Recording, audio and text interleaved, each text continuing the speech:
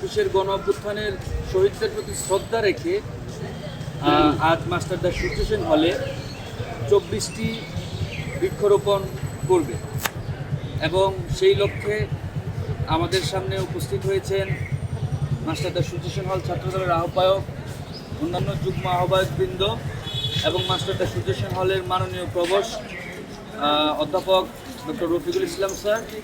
আমরা স্যারকে আন্তরিক ধন্যবাদ জানাই আমাদের এই কর্মসূচিতে একাত্মতা পোষণ করার জন্য, আমাদের সাথে অংশগ্রহণ করার জন্য।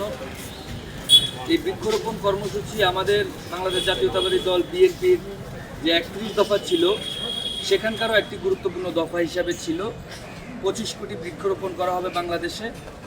তারই অংশ হিসাবে সেই বৃক্ষরোপণের অংশ হিসাবে সারা দেশব্যাপী ছাত্রদলের বিভিন্ন ইউনিট বৃক্ষরোপণ কর্মসূচি পালন করে আসছে এবং তারই অংশ হিসাবে আজ আমরা মাস্টারদা সূর্য সেন হলকে একটি সবুজ সূর্য সেন হলে রূপান্তরের লক্ষ্যে বৃক্ষরোপণ কর্মসূচি হাতে নিয়েছি।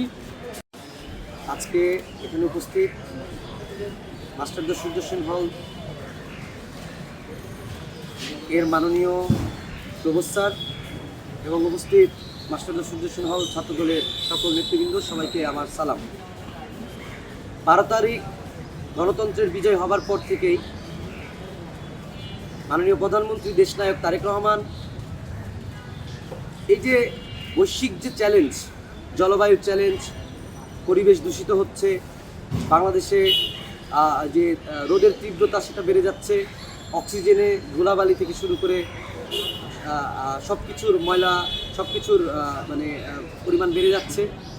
তো ভবিষ্যৎ প্রজন্মের জন্য একটি সুন্দর বাংলাদেশ গড়ার জন্য মাননীয় প্রধানমন্ত্রী সারা বাংলাদেশে 25 কোটি গাছ লাগানোর যে উদ্যোগ নিয়েছেন, সেই গাছ লাগানোর উদ্যোগেরই একটি অংশ হচ্ছে মাস্টারদা সূর্য সেন হলে আজকের এই বৃক্ষরোপণ। আমরা জুলাই গণ অভ্যুত্থানে যে 24 সালে হয়েছে, সেই 24 সালকে স্মরণ করে রাখার জন্য মাস্টারদা সূর্য সেন হলে আজকে 24টি বৃক্ষরোপণ করব। সবাইকে এখানে উপস্থিত থাকার জন্য ধন্যবাদ এবং আমরা এই বৃক্ষরোপণ থেকে শপথ গ্রহণ করছি যে আমরা সবাই প্রতিটি বাড়িতে, প্রতিটি আঙিনায় একটি করে বৃক্ষরোপণ করব এবং বাংলাদেশকে একটি বসবাসযোগ্য দেশ হিসেবে গড়ে তুলব।